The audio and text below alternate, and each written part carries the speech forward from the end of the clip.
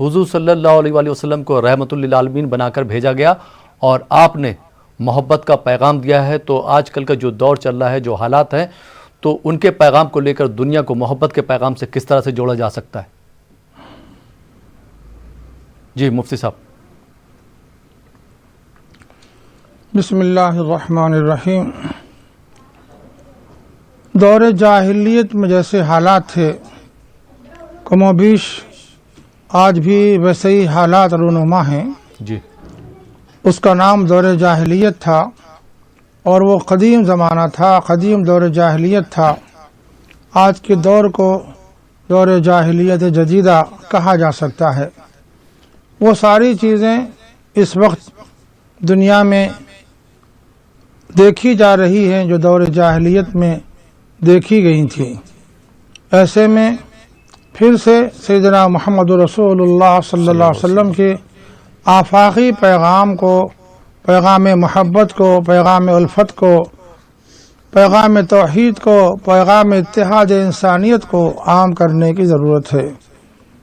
اسی پیغام سے انسانوں کے دلوں کو جوڑا جا سکتا ہے اور ان کو رب واحد کی بارگاہ قدس میں پہنچایا جا سکتا ہے۔ قرآن کریم میں اہل کتاب کے بارے میں اللہ تعالیٰ کا ارشاد ہے، اے نبی صلی اللہ علیہ وسلم آپ فرما دیجئے، تعالوا الی کلمۃ سواء بیننا وبینکم۔ ساری انسانیت سے خطاب کر کے یہ دعوت دی گئی کہ آ جاؤ، آ جاؤ، بس ایک سائے رحمت میں آ جاؤ، ایک کلمے کی بنیاد پر جڑ جاؤ، ایسا کلمہ جو ہمارے اور تمہارے درمیان مشترک ہے۔ وہ کلمہ مشترکہ کیا ہے؟ اللہ نعبد الا اللہ، ہم اللہ کے سوا کسی اور کی عبادت نہیں کریں گے اور اللہ تعالیٰ کی ذات میں کسی کو شریک نہیں کریں گے، اور اللہ تعالیٰ کے سوا کسی اور کو جو معبود ہیں، باطل ہیں، معبودان باطل کو اپنا خدا نہیں بنائیں گے، ان کی خدائی کا انکار کریں گے، اللہ واحد پر ایمان لائیں گے، اور پھر اللہ تعالیٰ کی توحید اور اتحاد انسانیت کے پیغام کو ہم اگر دنیا میں عام کریں گے، اسی سے انسانوں کے دلوں کو جوڑا جا سکتا ہے اور ایک لڑی میں ان کو پرایا جا سکتا ہے۔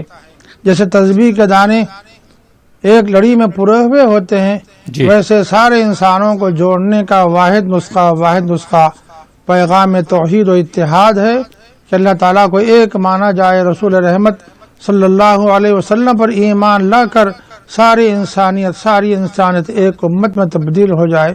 ظاہر اسی سے کائنات میں اتحاد قائم ہو سکتا ہے، الفت و محبت کے دروازے کھل سکتے ہیں، پھر سے سارے عالم پر رحمتیں چھا سکتی ہیں، اور پھر ایک ایسا ماحول بن سکتا ہے جو رحمتوں کا گہوارہ ہو، امن و امان کا گہوارہ ہو۔